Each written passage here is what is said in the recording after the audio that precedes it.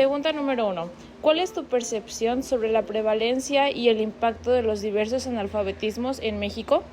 Lo que yo percibo del analfabetismo es de que se da mucho en las colonias marginadas, alejadas de las capitales de los estados o de los lugares. Entonces yo consideraría que el analfabetismo viene por el lugar o el contexto donde se está llevando esa educación. Es lo que yo percibiría.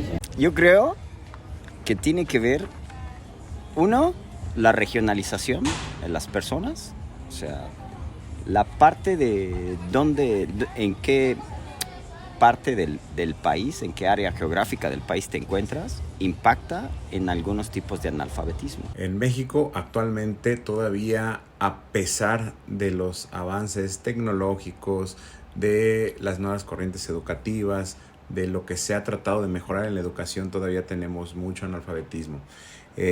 Desconozco específicamente de las zonas, pero hay un analfabetismo que conozco mucho o a precisión, que es el analfabetismo motriz, que tiene que ver con la educación física, y es que justamente actualmente las personas, como no se mueven, bueno, desde la infancia los pequeños no se mueven, entonces carecen de las capacidades, habilidades, destrezas, competencias para el movimiento para el resto de la vida. Entonces ya se habla de un analfabetismo motriz, no solamente el analfabetismo en cuanto a la educación, a la tecnología, y está siendo muy trascendental y es muy importante que realmente se estudie y se le tome en consideración, porque eso también podría traernos problemas de salud en México.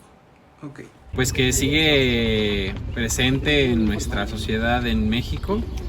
Que hay mucha tarea por hacer en el campo de la educación y que pues principalmente es una muestra de pues la desigualdad estructural que vive nuestra sociedad.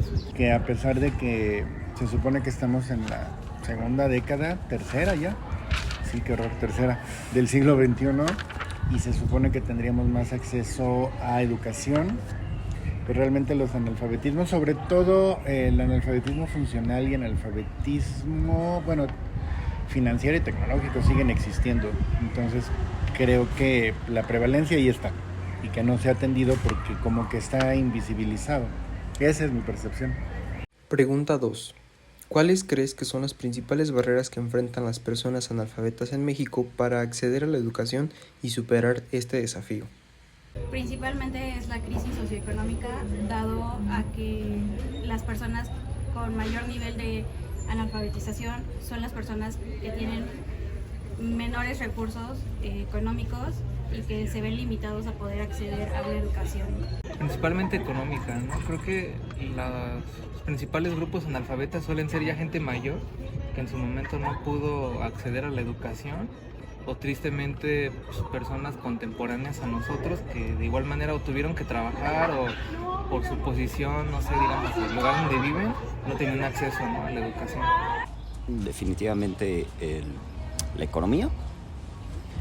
Si no tengo los recursos, no podré acceder, aunque quiera aprender. Si no tengo los recursos, sobre todo en la actualidad, la cuestión digital, porque ahora todos podemos aprender de manera autodidacta a través de los medios digitales, pero si no tengo el cómo acceder a ellos, pues lógicamente me va a impactar. No importa solamente desearlo, quererlo, si no tengo los medios para obtenerlo, me voy a quedar igual.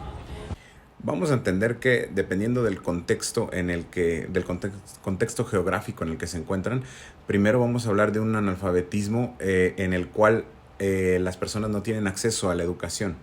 Es decir, están en comunidades rurales, están en comunidades alejadas en donde pues la educación, una escuela, pues no existe, ¿no? Entonces desde ahí se genera el analfabetismo y ya en las ciudades considero que hay un analfabetismo en la actualidad que se está generando por la posición socioeconómica. Es decir, las familias que tienen demasiados hijos tienen carencias económicas y a pesar de que existe una escuela, pues no tienen la posibilidad de asistir a ella porque los recursos económicos son insuficientes, entonces tienen que trabajar, ¿no? Entonces desde ahí también otra de las causas, ¿no? Okay. Las causas, bueno, las diferencias económicas. Me parece que hay una constante entre pobreza y analfabetización, entonces yo creo que la causa principal pues es la pobreza, ¿no?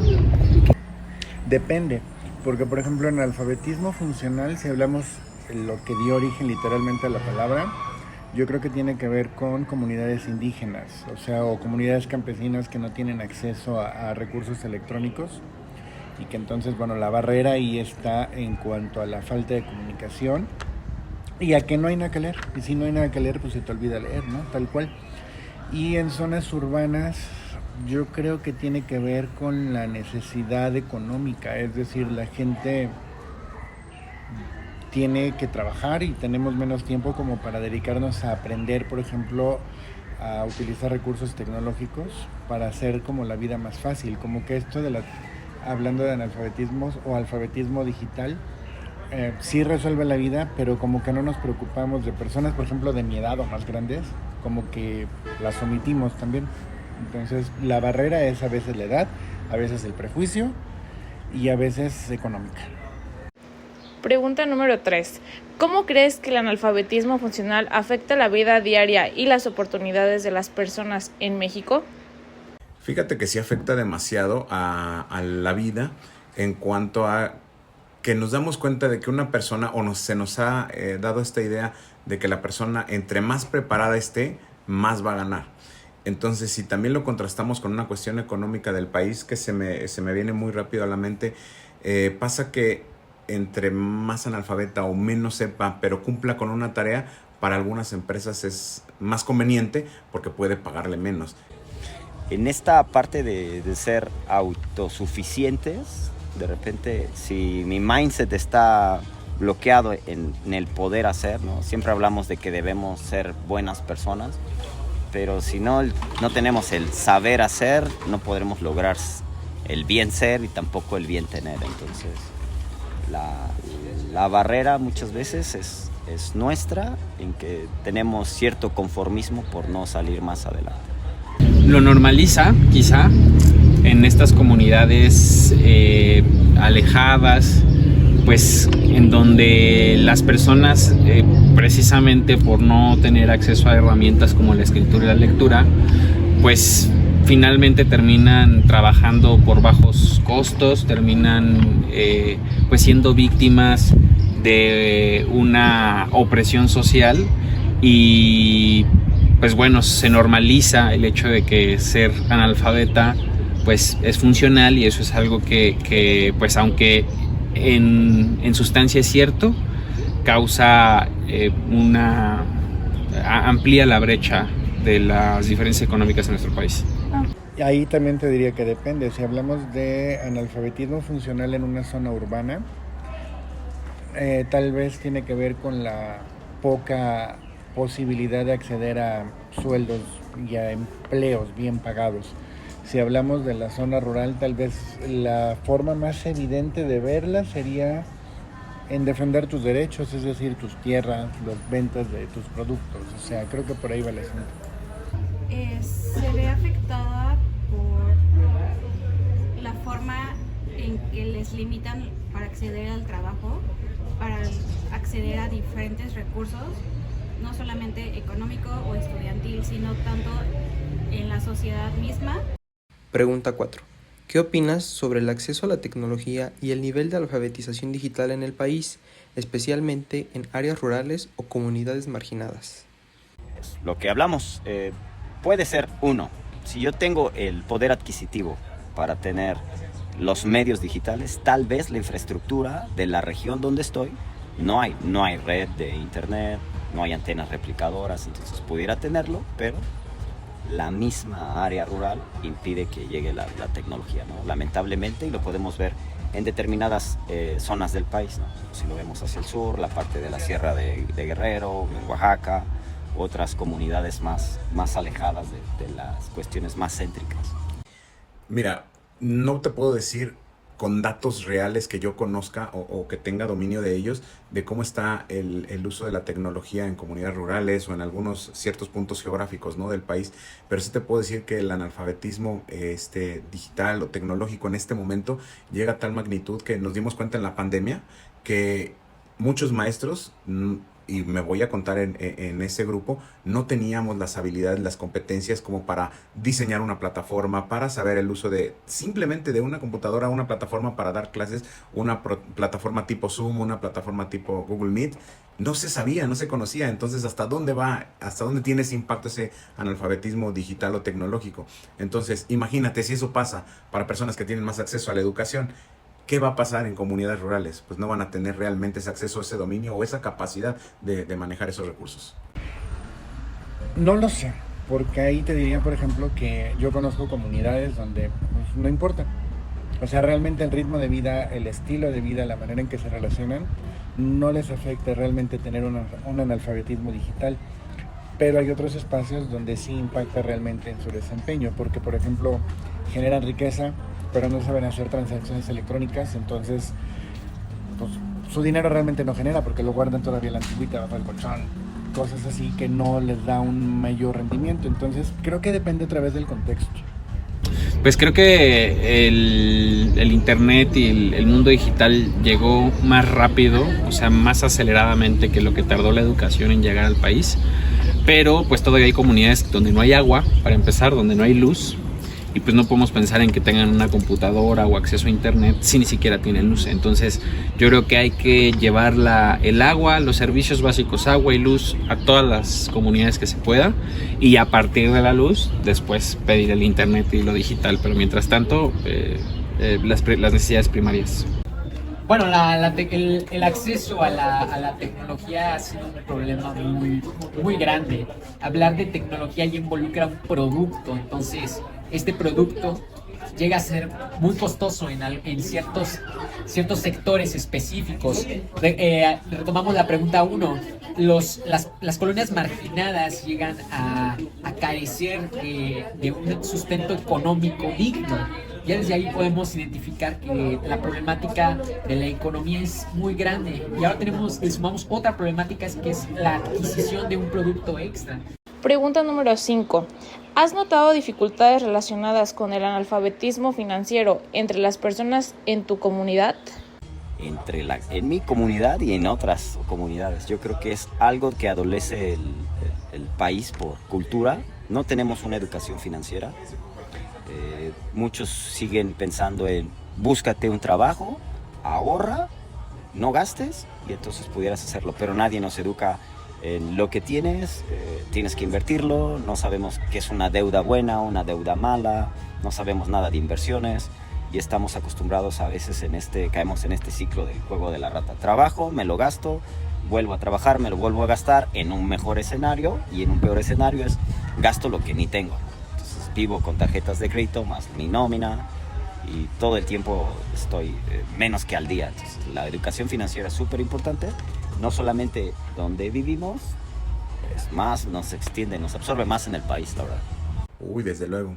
El problema aquí es que justamente del analfabetismo, en cuanto a la educación, viene este analfabetismo financiero, en donde no sabemos o no se nos da una educación financiera y podemos controlar lo que ingresa, nuestros ingresos, contra lo que gastamos. Evidentemente, el mexicano es una percepción sin datos, sin un sustento científico, pero considero que el mexicano gasta mucho en ciertas cosas que a lo mejor no son indispensables para la vida y que de ahí se endeuda y entonces vienen esos problemas financieros por falta de educación propiamente financiera, ¿no? Sí lo creo. Y creo que es algo cultural muy presente en la sociedad mexicana, en que ganamos o tenemos acceso a un poco de dinero y nos lo gastamos en fiestas, en viajes, en regalos, en ropa, no ahorramos, no sabemos invertir y bueno, eso es un problema del sistema educativo, creo que en todo el país, no nada más del analfabetismo. No, porque no convivo con las personas de mi comunidad, pero en las personas de mi edad sí. Sí, no tenemos una cultura de la prevención financiera y de la educación financiera como tal, entonces sí. Pregunta 6. ¿Qué crees que se pueda hacer para promover la educación financiera y ayudar a las personas a tomar decisiones más informadas sobre su dinero? No sé, suena trillado, pero yo creo que campañas de promoción de cursos de educación financiera, pero cursos a la antigua, dependería también de a quién lo enfocaría. Si es para gente joven, sí sería a través de medios digitales. Si es para gente de mi edad o más grande, tendría que ser a través de actividades de contacto físico. Creo que estamos en un punto en el que nos dimos cuenta, y lo voy a asociar, de que es muy importante la salud emocional. Así como es importante la salud emocional para que la persona pueda ser capaz, autosuficiente y pueda ser funcional, así también las personas tienen que ser educadas en la cuestión financiera para entender que pues tú tienes un ingreso, ¿qué haces con ese ingreso? ¿Cómo lo vas a manejar o cómo lo vas a destinar a la renta, a la comida, al transporte, a la ropa? Entonces, si no se clarifica eso desde edades tempranas, igual que la educación emocional, tiene que haber esa educación financiera para saber cómo eficientar los recursos y hacerlos más eficaces. Y el mexicano no tiene eso. Por el contrario, le gusta más gastar y no revisar qué puede hacer con un ahorro, cómo puede hacer más eficientes y eficaces ese dinero que ingresa a su cartera, ¿no? Quizá involucrar más a los niños en el mundo financiero desde pequeños, o sea, quizá pues buscar mecanismos en donde aprendan lo que es el comercio, lo que es el intercambio de monedas y que sirvan, pues que entiendan o que aprendan cómo funciona pues el sistema económico, el sistema laboral desde muy pequeños para que estén familiarizados con él. Ahorita tenemos un detalle en cuestión de gobierno. Los chicos tienen una beca. Y sin educación financiera solamente estoy esperando que llegue la beca y ya sé en qué me la voy a gastar. Pero nadie piensa en tengo que invertirlo, ¿no? Yo siempre he dicho, no importa cuánto ganas, sino con cuánto te quedas de lo que ganas. Entonces, a veces gano 5 pesos y me gasto 5 pesos. Si gano 5 pesos y me gasto 5 pesos y no tengo un hábito de quedarme con 2 para invertir, mucho menos cuando gane 10 pesos voy a poder querer invertir 4 pesos porque se me va a hacer demasiado. En primera, que desde la escuela, la educación básica, se tome una materia ya sea de finanzas o algo así, porque muchas veces damos por sentado que eso es algo que tenemos que aprender en casa, ¿no? O en la calle, ¿no? En la vida diaria. Entonces, si se nos implementara eso como, digamos, español o matemática, creo que creceríamos sabiendo utilizar nuestro dinero de una manera más correcta, ¿no? Pregunta número 7. ¿Cuál es tu percepción sobre el nivel de alfabetización científica en México y su impacto en el desarrollo del país? Ese sí es enorme. O sea, el analfabetismo científico, como que estamos volviendo a una época de oscurantismo de pronto, porque te da flojera cuestionar. Entonces el pensamiento científico como que no está tan en boga. Y por eso creo que estamos volviendo a cuestiones de creencias del siglo XIX o de principios del siglo XX, numerología, horóscopos que explican de alguna forma el comportamiento de unas personas, de alguna forma, como te decía, que te satisface más que buscar una explicación racional y científica. Te cuesta más trabajo pensar. Entonces se necesita hacer que la ciencia sea accesible a la gente y atractiva para la gente. No solo es culpa de la gente que no quiere hacer ciencia, a veces los científicos son los que no acercan la ciencia a la gente. Yo creo que el impacto de la práctica de la ciencia en cualquier sociedad la lleva al progreso, a la evolución, lleva al descubrimiento, lleva a mejor calidad de vida, lleva al desarrollo de la tecnología, y creo que en México nos hemos quedado cortos. Si tenemos un analfabetismo digital, tecnológico, motriz, simplemente educativo, imagínate científico. Considero que en México, a pesar de que se están dando grandes pasos y fomentando a nivel superior la investigación, el analfabetismo científico está muy, muy grande. A pesar de que lo vemos aquí en la universidad, buscamos los canales, fomentamos, tratamos de que los chicos investiguen, pero no les llama la atención. Entonces, pues eso se convierte ahí en un punto rojo que pues va a generar el analfabetismo científico, ¿no? Al no tener acceso a investigación o apoyos gubernamentales para poder estar haciendo algo con investigación científica, podemos ver muy limitados. O puede ser que sí existe, pero no es compartido al resto de la población. Pregunta 8. ¿Has notado diferencias significativas en los niveles de analfabetismo entre distintas regiones de México? En caso de ser sí, ¿qué crees que la causa? Sí, o sea, definitivo existe. No tenemos un país uniforme en la cuestión de analfabetismo. Las zonas más marginadas o con menos poder adquisitivo son más golpeadas por eso. Por infraestructura, a lo mejor las escuelas, no hay suficientes escuelas, el llegar a las escuelas, la matrícula baja, las oportunidades de trabajo, la familia. Si estudio, mi prioridad es dar de comer y apoyar a mi familia, entonces no voy a la escuela porque tengo que estar trabajando para apoyar el círculo familiar. Sí, desde luego, el contexto geográfico tiene mucho que ver. Tiene que ver con lo que se vive en ese contexto precisamente. Por ejemplo, en el norte tenemos hay una posibilidad más del idioma. Conozco mucha gente que es del norte de Chihuahua, Tijuana, Mexicali, que sabe o maneja mejor el inglés. Pero si nos venimos más al centro, no se maneja tanto el inglés. Si nos vamos al sur, no se habla el idioma inglés, o es menos la influencia que se tiene. Entonces, pues sí es muy importante el contexto geográfico para saber pues qué capacidades o qué tipo de analfabetismo vamos a tener. Antropológicamente yo creo que tiene que ver con el clima. Las personas que viven en condiciones extremas, con menor disponibilidad de recursos naturales, que les cuesta más trabajo generar riqueza, tienen una mayor conciencia del valor de las cosas, y entonces han tenido como que una capacidad de planificar y ahorrar para el futuro. Las personas que vivimos como en zonas tropicales tenemos una mayor disponibilidad de recursos y crecimos como sociedad con la percepción de que no se iban a acabar. Entonces no necesitamos ahorrar porque ¿para qué? Si ahí está. Y eso es lo que está colapsando el país. Entonces en los trópicos, esa es una de las explicaciones que pareciera que da la impresión de que la gente de los climas cálidos, húmedos, es como más floja. En realidad no es flojera como tal, sino que no hay una necesidad de una búsqueda constante de recursos. La gente de zonas del norte, como Monterrey, de hecho desde Querétaro para arriba, como tiene una menor disponibilidad de recursos, tiene una mayor conciencia del valor de las cosas. Creo que va por ahí. La urbanización debe ser la causa. Sí he observado distintas niveles de alfabetización. He tenido oportunidad de visitar lugares como Guerrero, Oaxaca, comunidades alejadas de Jalisco, y como te digo, la causa creo de que esta distancia a la educación que tienen debe ser la urbanización, que tenemos como esta aspiración la mayoría de personas de vivir cerca de las ciudades, de movernos en vehículos, en carros particulares, como de este sueño o de esta idiosincrasia urbana. Y bueno, se construyen las escuelas, se construyen los hospitales en esos espacios, y los lugares con menor concentración poblacional pues batallan con los servicios como escuelas o hospitales, pues porque hay menos población asentada. Y entonces creo que el problema central de esta regionalización de la educación debe ser la urbanización el problema.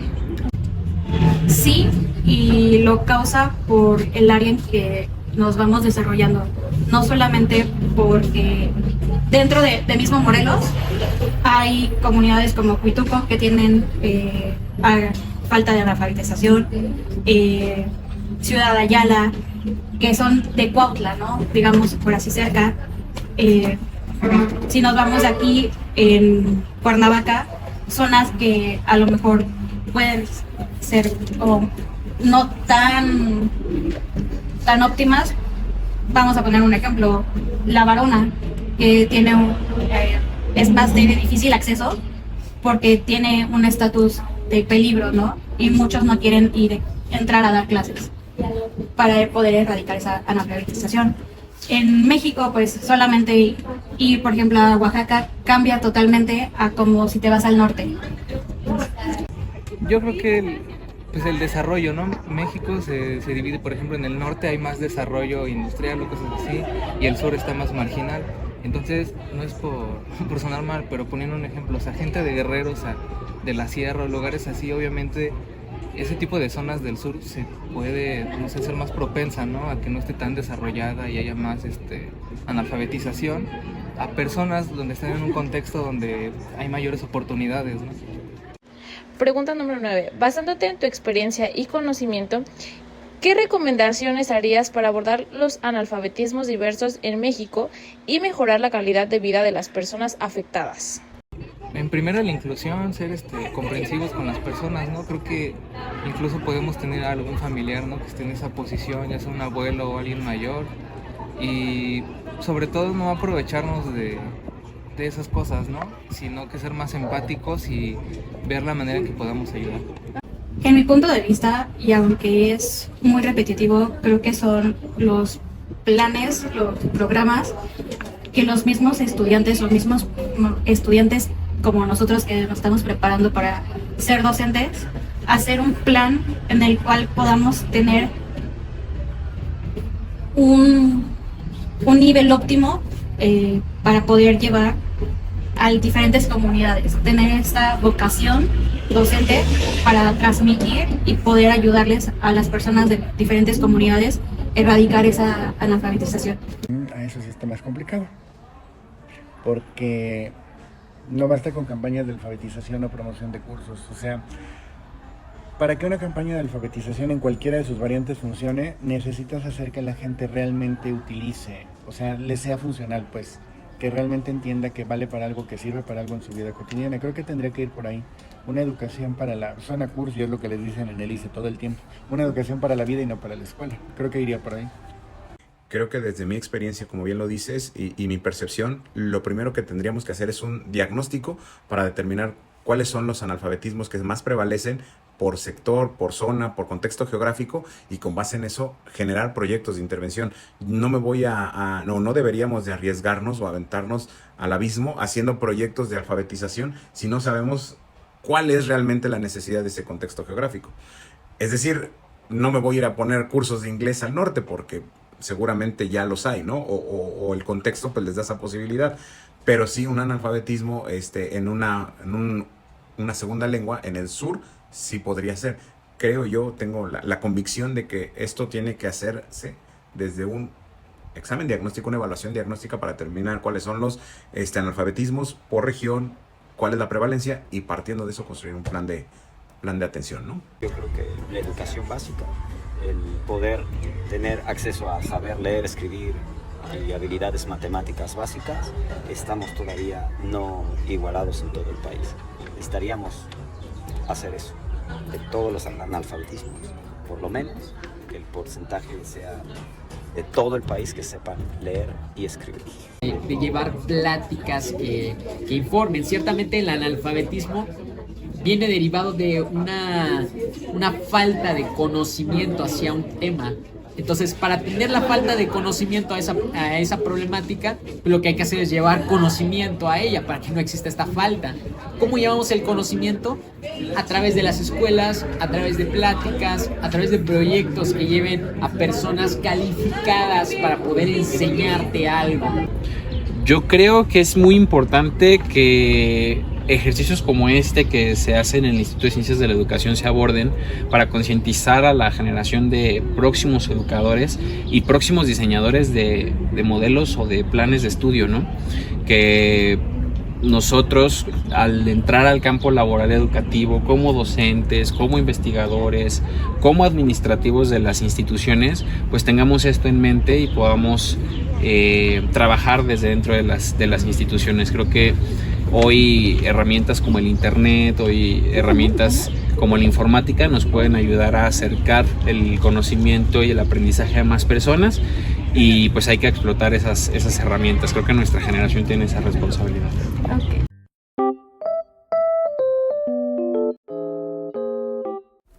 Tras analizar los resultados de la entrevista y contrastarlos con la investigación previa, queda claro que los analfabetismos diversos continúan representando un desafío significativo en México. Las respuestas de los participantes refuerzan la evidencia de que estos problemas persisten en diversas comunidades en todo el país, especialmente entre aquellos que enfrentan barreras económicas, sociales y geográficas. La diversidad de experiencias y perspectivas presentadas por los entrevistados subraya la complejidad de esta problemática y la necesidad de abordarla desde múltiples ángulos. Si bien algunos destacan la importancia del acceso a la educación básica, otros resaltan la necesidad de promover la alfabetización funcional, digital, financiera y científica para cerrar las brechas existentes. Es evidente que las diferencias regionales en los niveles de analfabetismo también son un factor importante a tener en cuenta.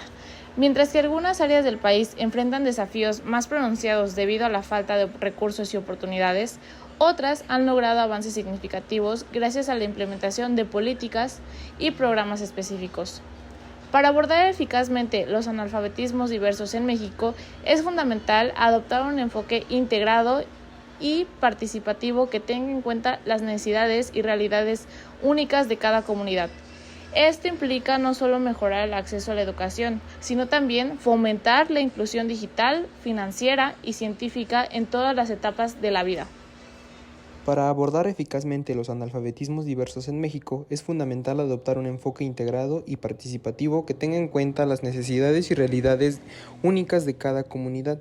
Esto implica no solo la mejora del acceso a la educación, sino también fomentar la inclusión digital, financiera y científica en todas las etapas de la vida. Bien, los analfabetismos diversos representan un desafío complejo, también ofrecen oportunidades para promover la equidad y la inclusión en México, con un compromiso renovado por parte de actores gubernamentales, la sociedad civil y la comunidad en general.